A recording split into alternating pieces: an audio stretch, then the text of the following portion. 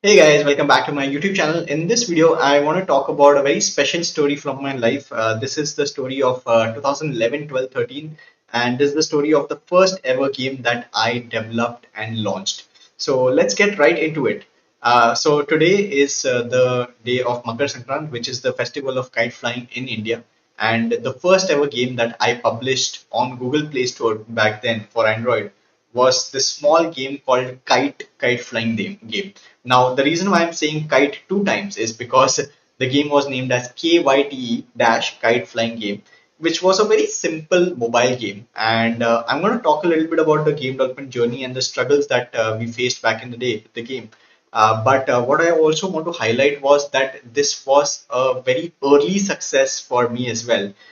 Because what had happened was while the game did not earn monetarily a lot, but it was loved by a lot of people. It had a very strong rating of 4.3 stars out of 5. And back in that time when we launched the game, this was on 3rd of March 2013, I remember. This was one of the only two games on Google Play Store that was based on kite flying. So there was one another game, and then there was our game, which was on kite flying, right? And within the first week of launch, although it was the month of March, we got 10,000 downloads, which was a huge number for me. And in fact, 10,000 downloads is actually quite a huge number if you look at it from another lens, right? Like imagine 10,000 people in front of you. That is how mesmerizing that is. And then after that, within the next 2 months or so, we even crossed 100,000 downloads, which was actually a huge milestone for us. And what used to happen was every year in the month of January and in the month of June or July, for some reason, we used to observe spikes in the downloads of that game. So it was a fairly successful game, successful from a perspective of us launching something which was our first game and it being received by the market in a very positive light.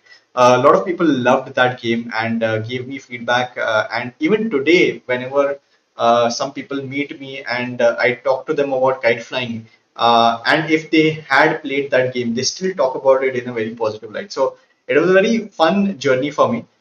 But I also want to talk a little bit about the journey of development of that game. Now that I mentioned that it was a fairly successful game, but I want to talk about the struggles that we went through. Now, obviously, this was the first ever game that I launched, that I worked on and finished it to be able to upload it on Google Play. So definitely, there were a lot of struggles that we had to face. In fact, one thing I want to highlight over here is that the game was not made in any traditional game engine like your Unity or Unreal.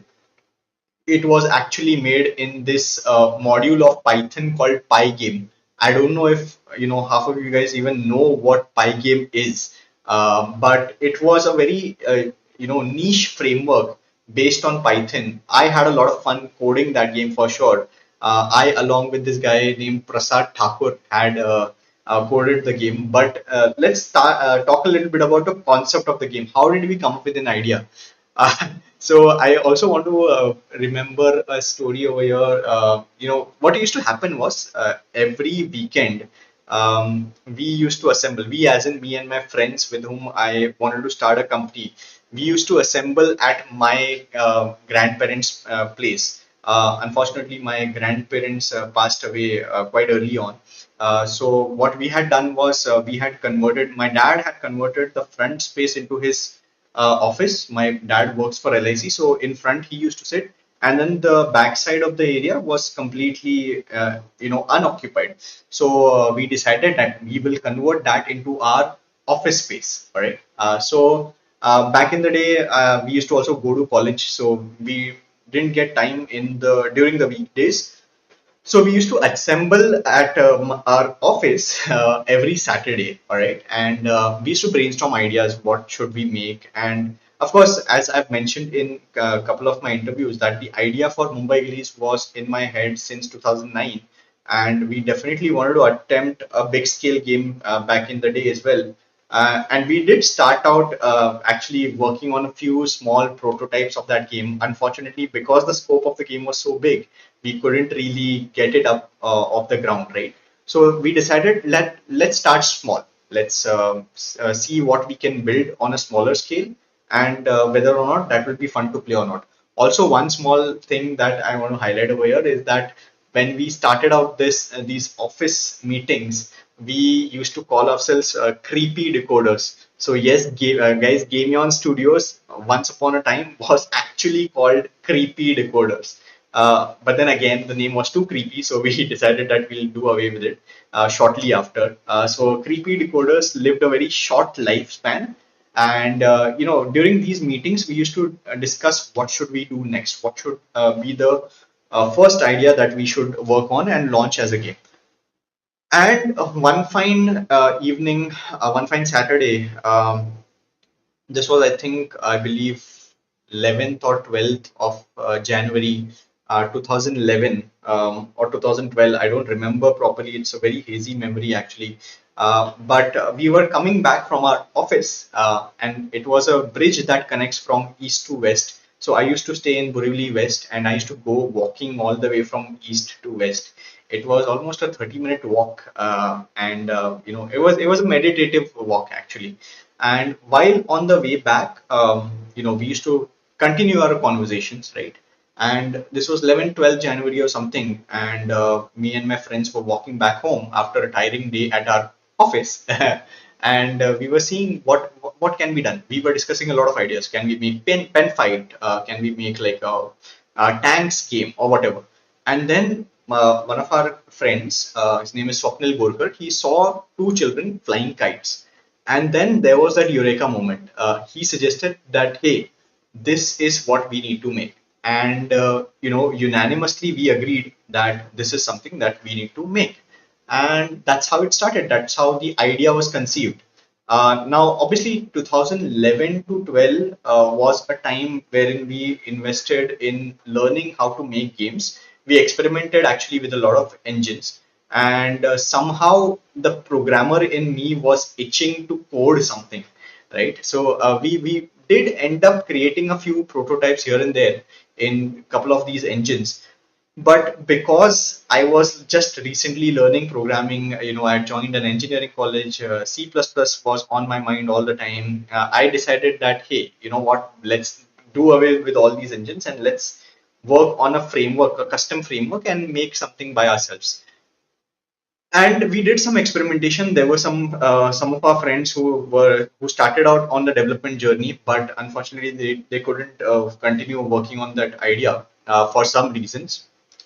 So what we decided is that we, along with a couple of people, I used to also on the side learn art from Maya Academy of Advanced Cinematics, MAC Borivali.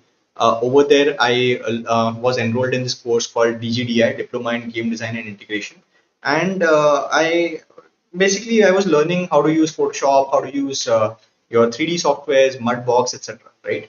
And over there, we bounced this idea amongst the students, and they also liked it. They were like, we are very, very excited.